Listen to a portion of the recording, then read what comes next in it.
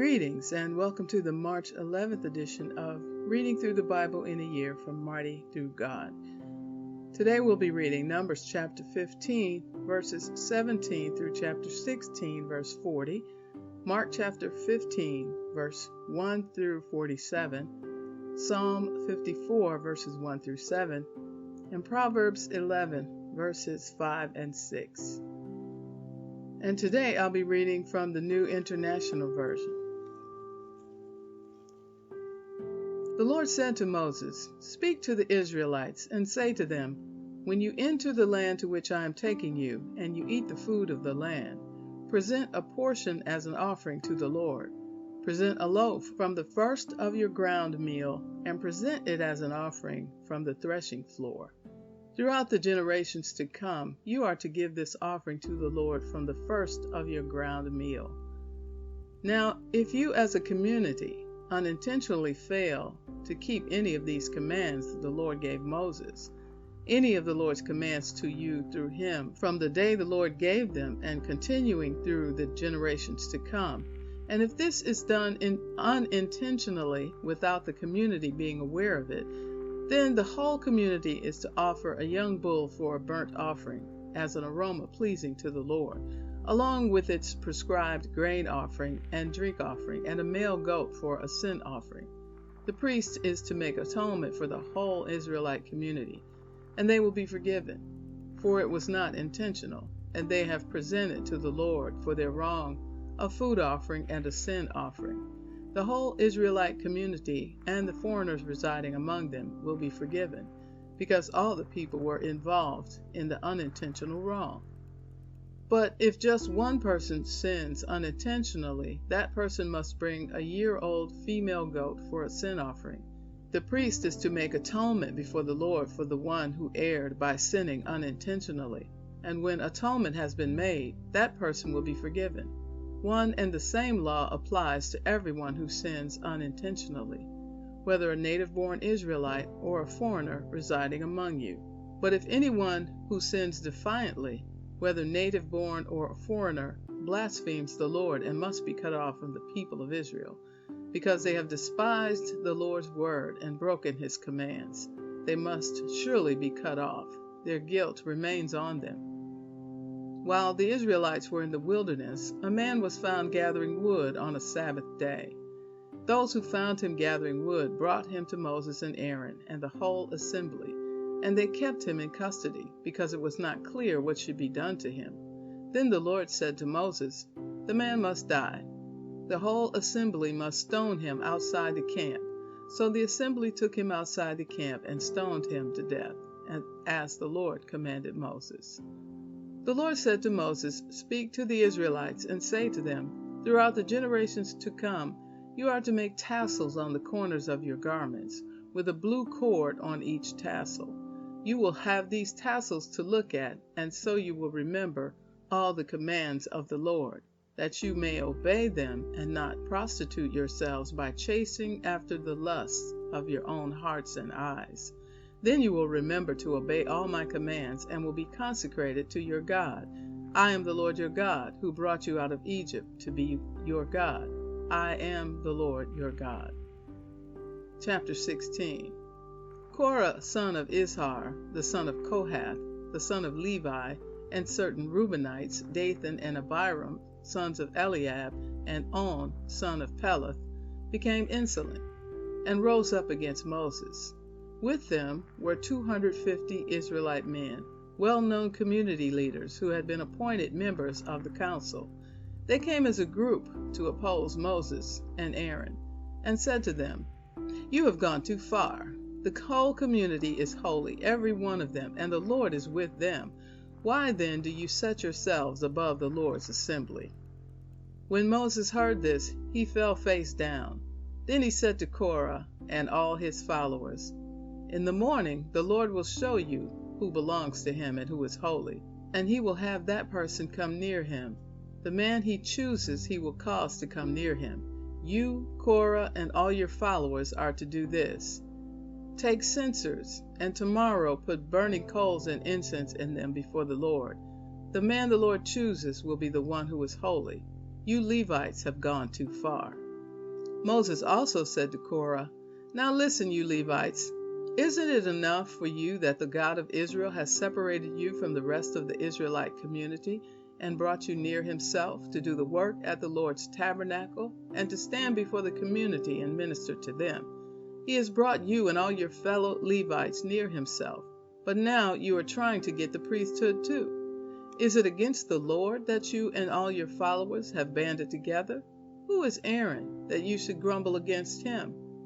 Then Moses summoned Dathan and Abiram, the sons of Eliab. But they said, "We will not come. Isn't it enough that you have brought us up out of a land flowing with milk and honey to kill us in the wilderness, and now you also want to lord it over us? Moreover, you haven't brought us into a land flowing with milk and honey or given us an inheritance of fields and vineyards. Do you want to treat these men like slaves? No, we will not come." Then Moses became very angry and said to the Lord, "Do not accept their offering. I have not taken so much as a donkey from them, nor have I wronged any of them." Moses said to Korah, "You and your followers are to appear before the Lord tomorrow, you and they and Aaron. Each man is to take his censer and put incense in it, 250 censers in all, and present it before the Lord. You and Aaron are to present your censers also."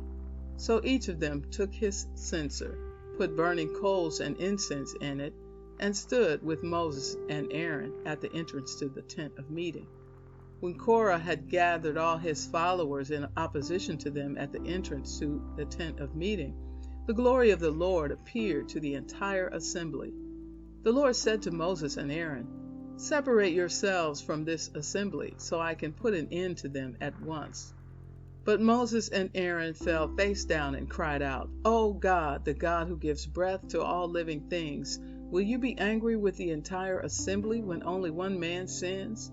Then the Lord said to Moses, "Say to the assembly, 'Move away from the tents of Korah, Dathan, and Abiram.'" Moses got up and went to Dathan and Abiram, and the elders of Israel followed him. He warned the assembly, "Move back from the tents of these wicked men. Do not touch anything belonging to them, or you will be swept away because of all their sins." So they moved away from the tents of Korah, Dathan, and Abiram. Dathan and Abiram had come out and were standing with their wives, children, and little ones at the entrances to their tents. Then Moses said, "This is how you will know that the Lord has sent me to do all these things, and that it was not my idea. If these men die a natural death and suffer the fate of all mankind, then the Lord has not sent me. But if the Lord brings about something totally new, and the earth opens its mouth and swallows them with everything that belongs to them, and they go down alive into the realm of the dead, then you will know that these men have treated the Lord with contempt." As soon as he finished saying all this, the ground under them split apart, and the earth opened its mouth and swallowed them and their households, and all those associated with Korah, together with their possessions. They went down alive into the realm of the dead, with everything they owned. The earth closed over them, and they perished and were gone from the community.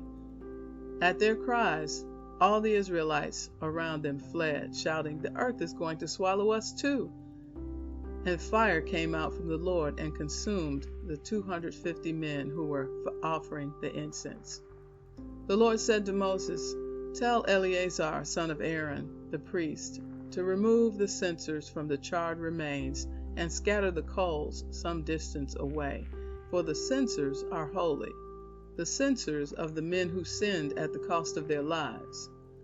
Hammer the censers into sheets to overlay the altar, for they were presented before the Lord and have become holy. Let them be a sign to the Israelites." So Eleazar the priest collected the bronze censers brought by those who had been burned to death, and he had them hammered out to overlay the altar, as the Lord directed him through Moses. This was to remind the Israelites that no one except a descendant of Aaron should come to burn incense before the Lord, or he would become like Korah and his followers. Mark chapter 15. This section is titled Jesus Before Pilate. Very early in the morning, The chief priests, with the elders, the teachers of the law, and the whole Sanhedrin made their plans. So they bound Jesus, led him away, and handed him over to Pilate. "Are you the king of the Jews?" asked Pilate. "You have said so," Jesus replied. The chief priests accused him of many things. So again Pilate asked him, "Aren't you going to answer? See how many things they are accusing you of?" But Jesus still made no reply, and Pilate was amazed. Now it was the custom at the festival to release a prisoner whom the people requested. A man named Barabbas was in prison with the insurrectionists who had committed murder in the uprising. The crowd came up and asked Pilate to do for them what he usually did. "Do you want me to release to you the king of the Jews?" asked Pilate, knowing it was out of self-interest that the chief priests had handed Jesus over to him. But the chief priests stirred up the crowd to have Pilate release Barabbas instead. "What shall I do then with the one you call the king of the Jews?" Pilate asked them. "Crucify him," they shouted. "Why? What crime has he committed?" asked Pilate. But they shouted all the louder, "Crucify him!" Wanting to satisfy the crowd, Pilate released Barabbas to them. He had Jesus flogged and handed him over to be crucified. The soldiers led Jesus away into the palace, that is, the praetorium, and called together the whole company of soldiers. They put a purple robe on him, then twisted together a crown of thorns and set it on him. And they began to call out to him, "Hail, King of the Jews!" Again and again they struck him on the head with a staff and spit on him. Falling on their knees, they paid homage to him. And when they had mocked him, they took off the purple robe and put his own clothes on him. Then they led him out to crucify him. A certain man from Cyrene, Simon, the father of Alexander and Rufus, was passing by on his way in from the country, and they forced him to carry the cross. They brought Jesus to the place called Golgotha, which means the place of the skull. Then they offered him wine mixed with myrrh, but he did not take it, and they crucified him. Dividing up his clothes, they cast lots to see what each would get. It was 9 a.m. when they crucified him. The written notice of the charge against him read, "The King of the Jews." They crucified 2 rebels with him, one on his right and one on his left. Those who passed by hurled insults at him, shaking their heads and saying, "So, you who were going to destroy the temple and build it in 3 days, come down from the cross and save yourself." In the same way, the chief priests and the teachers of the law mocked him among themselves. "He saved others," they said, "but he can't save himself. Let this Messiah, this King of Israel, come down now from the cross, that we may see and believe." Those crucified with him also heaped insults on him. At noon, darkness came over the whole land until 3 in the afternoon. And at 3 in the afternoon, Jesus cried out in a loud voice, "Eloi, Eloi, lama sabachthani," which means, my God, why have you forsaken me?" When some of those standing near heard this, they said, "Listen, he's calling Elijah." Someone ran, filled a sponge with wine vinegar, put it on a staff, and offered it to Jesus to drink. "Now leave him alone. Let's see if Elijah comes to take him down," he said. With a loud cry, Jesus breathed his last. The curtain of the temple was torn in two from top to bottom, and then the centurion who stood there in front of Jesus saw how he died. He said, "Surely this man was the Son of God." Some women were watching from a distance. Among them were Mary Magdalene, Mary the mother of James the younger and of Joseph, and Salome. In Galilee, these women had followed him and cared for his needs. Many other women who had come up with him to Jerusalem were also there. It was preparation day, that is, the day before the Sabbath. So as evening approached, Joseph of Arimathea, a prominent member of the council, who was himself waiting for the kingdom of God, went boldly to Pilate and asked for Jesus' body. Pilate was surprised to hear that he was already dead. Summoning the centurion, he asked him if Jesus had already died. When he learned from the centurion that it was so, he gave the body to Joseph. So Joseph brought some linen cloth, took down the body, wrapped it in the linen, and placed it in a tomb cut out of rock. Then he rolled a stone against the entrance of the tomb. Mary Magdalene and Mary, the mother of Joseph, saw where he was laid. Psalm 54. For the director of music with stringed instruments, a maskil of David. When the Ziphites had gone to Saul and said, Is not David hiding among us? Save me, O God, by your name. Vindicate me by your might. Hear my prayer, O God. Listen to the words of my mouth. Arrogant foes are attacking me. Ruthless people are trying to kill me. People without regard for God. Surely God is my help. The Lord is the one who sustains me. Let evil recoil on those who slander me. In your faithfulness, destroy them. I will sacrifice a freewill offering to you. I will praise your name, Lord, for it is good. You have delivered me from all my troubles, and my eyes have looked in triumph on my foes. Proverbs chapter 11, verses 5 and 6.